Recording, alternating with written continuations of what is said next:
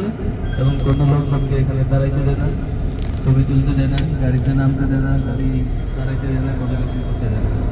বাম পাশে দেখেন ঘর আছে, ঘরের জানালাগুলো নাই, এখন ভাঙাচোরা অবস্থায় আছে, কিন্তু ঘরগুলো তাকে আছে। বামে দেখেন,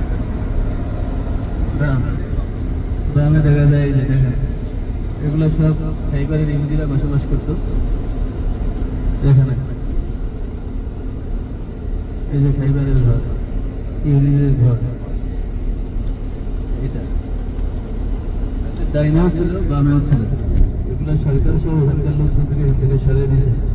একটু বামে সবাই একটু মাথা উঁচু করে তাকাইলে খাইবারের দুর্গ দেখা যাবে। খাইবারের দুর্গের সামনের অংশটা এখান থেকে দেখা যায়। এই দুর্গ জয় করতে সাহাবাদের অনেক পরিশ্রম করা লাগছে, অনেকদিন যুদ্ধ করা লাগছে। খাইবারের দুর্গ চারিপাশে ঘেরাও করে রাখা হয়েছিল। ওরা পানি খাবার টাবার ভিতরে ছিল।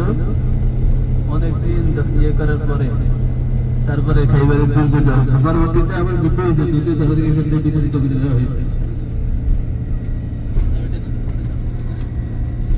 আর একটু সামনে গেলে এত পায়ে খাইবারের দুর্গ এখানে দেখা যায়।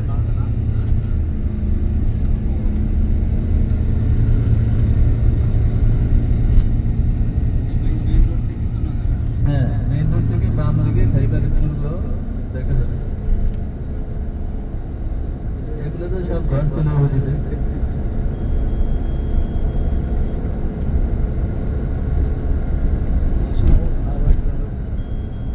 বাম পাশে এগুলো দেখা যায়, এগুলো ভাঙা, এগুলো খাইবারের বসতি ছিল। এই যে বামে যেগুলো দেখা যায় এগুলো সব খাইবারের বসতি ছিল, ইহুদিদের বসতি এখানে।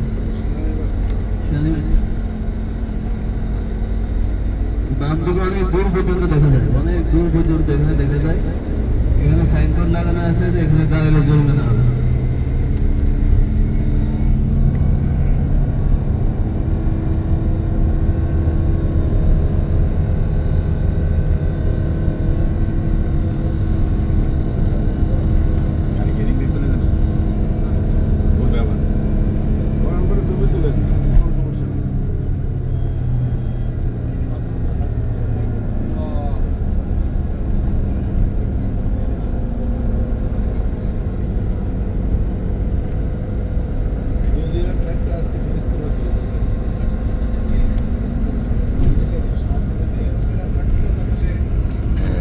খাইবারে থেকে ইহুদিরা বিতাড়িত হয়ে ফিলিস্তিনেতে চলে গিয়েছে।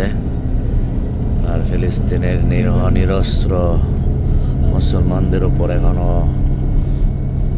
নির্দয় নিষ্ঠুর অত্যাচার চালাচ্ছে। আর এই খাইবারে প্রিয় নবী জনাবে মুহাম্মদুল্লাহ সাল্লাল্লাহু আলাইহি ওয়াসাল্লাম তথা ইসলাম প্রবর্তিত হওয়ার পূর্বে, 1000 বছর পূর্বে এই খাইবারে ইহুদিরা অবস্থান করত। সেই অভিশপ্ত খাইবার, যেটা এখন মদিনার নিকটবর্তী এলাকা, যেখান থেকে ইহুদিদেরকে বিতাড়িত করা হয়েছে।